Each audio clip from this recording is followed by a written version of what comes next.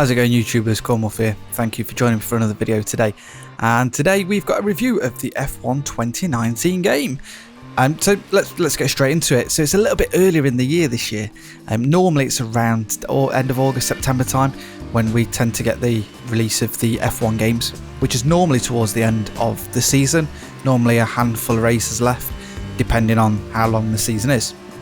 But this year we're getting it in June, and it comes with quite a few extras and whatnot.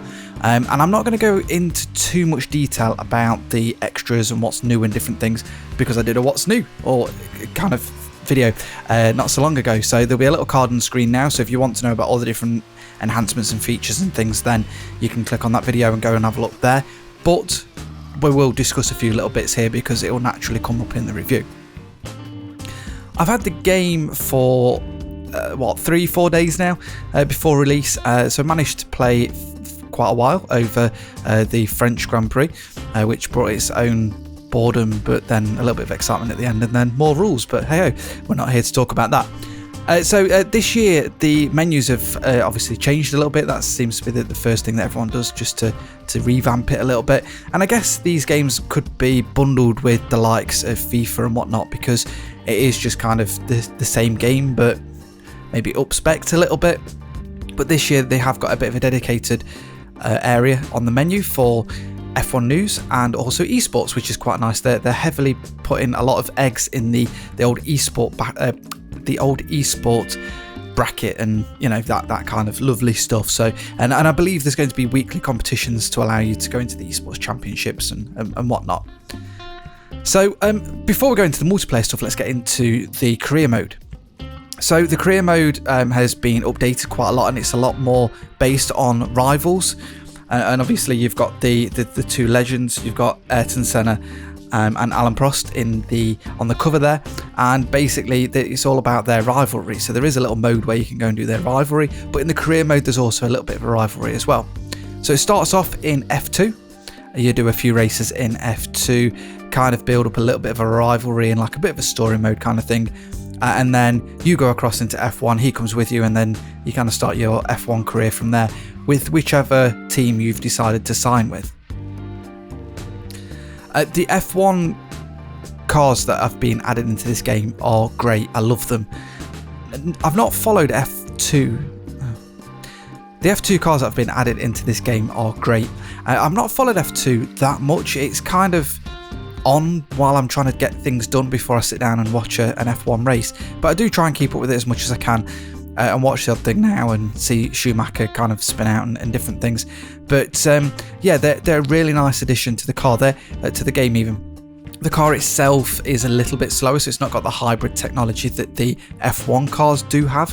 However, they are a beast to drive. I drive these games, most racing games, well, exactly, most sim games, I will put them even on realistic, so whatever the racing car drivers have in real life I'll have, or I just turn off all assists, and that's how I do it. With the F1 games I tend to leave a little bit of a break in line just while I'm getting used to the tracks and things, but that's about it. It's more of a kind of a guide while I'm belting it around these tracks, but most of them I am starting to get used to quite well. But the F2 cars are a bit of a beast to drive, but they are great fun to drive as well. Other than that, with the career mode, everything else has pretty much stayed the same. You've still got your little, what I call mini games within the game for your practice sessions, where you have to do your track acclimatization, your tyre saving, your air saving, your fuel saving and things like that. And then they're all still in there. You still get your points, and then you have to just assign those to development, which is really nice. I quite like that you can, you know, build up your car, but then there's little mini games to do, and it just helps you get used to the track, which is really, really nice. The game also looks absolutely amazing. They seem to have, I thought it looked amazing last year, and this year it looks even better, to the point that sometimes you'll see pictures on Twitter, on other people's YouTube channels and whatnot, and it's like, which is real? Which one of these pictures is real from a race? And it does look amazing. At the minute I haven't had a chance to kick it into 4K, just because I've been on my Xbox One S, which is hooked up to my main monitor, which isn't 4K at the minute. So I've just been playing it standard, but it still looks fantastic. The game handles amazing as well. So for anybody that's a long listener to the channel or watcher of the channel, I'm using the Thrustmaster TX wheel with the T3PA Pro pedals, and it works great. Straight out the box, there's not an awful lot of changes to make. I have made some changes, so I will give you a video coming up very shortly on my setup.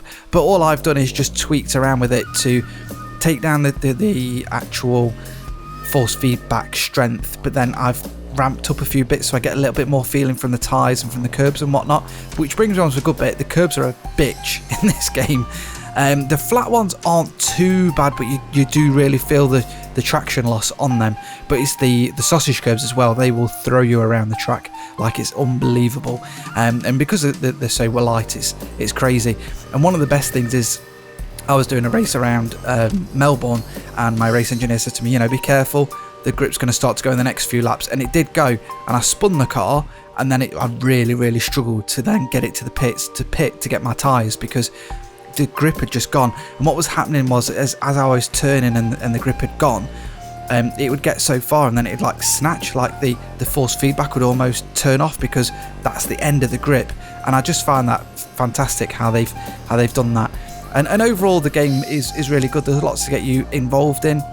There's different leagues, you get points and you can buy things, and you can customise different bits and bobs as well.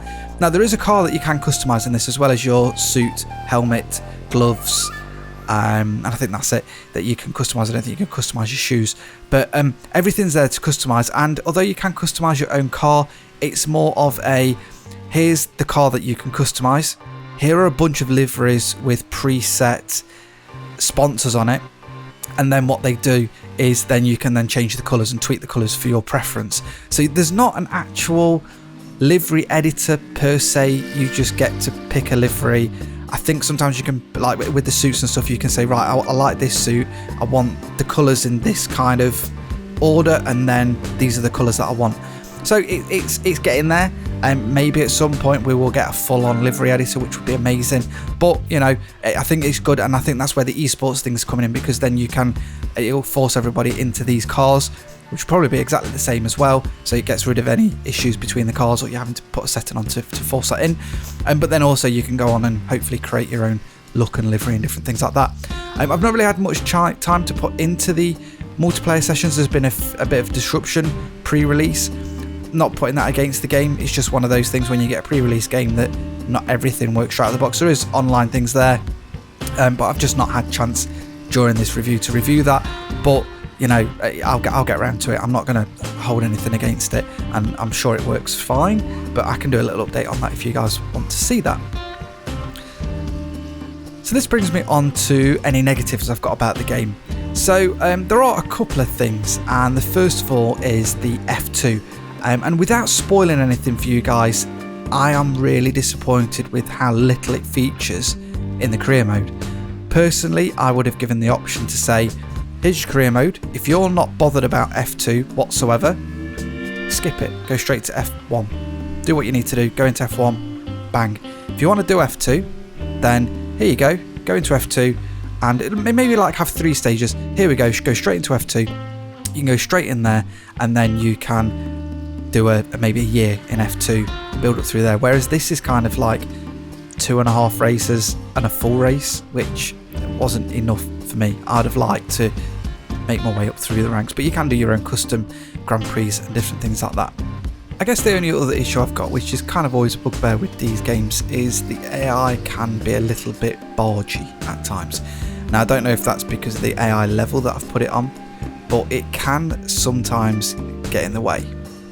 And if I'm, going for a lunge down the side, and without running off the track and things, sometimes it's almost as if the AI, that's my racing line, and if you're on it or not, I'm coming through, kind of thing. So it's only a small bugbear, but it's just one of those things that does crop up in these games. I might just have to crank the AI right up to the top and be last, but they might not be as aggressive or passive, or I don't really know how to put it, but it's just one of those things. But I mean, 2 negatives isn't a massive thing. My biggest one is I'd have loved more F2 in it. So in wrap up, guys, I'd recommend getting this game if you're a fan of the series. If you're not that bothered about having the latest liveries and the latest races and the right seats and having the F2 stuff, then it might not be for you. 2018 is on the Game Pass, so you could just go and play that and not feel too much of the pain or difference between the games, and saving a bit of money and whatnot. However, I do recommend you do get this game if you're a fan of F1, because you've got the F2 cars in there and it's something different to drive. They are completely different. They're a little bit slower and a little bit more of a beast to drive, and it's quite a nice way to get used to the tracks, which is why I think they should have put a bit more effort into the F2. The only other thing is obviously I've got to make this now, is that the F2 racers are 2018 drivers and not 2019 drivers, so they are updating this very soon. Don't know when, I think they just said summer, but for some reason the game did launch with 2018 drivers and not the 2019 drivers.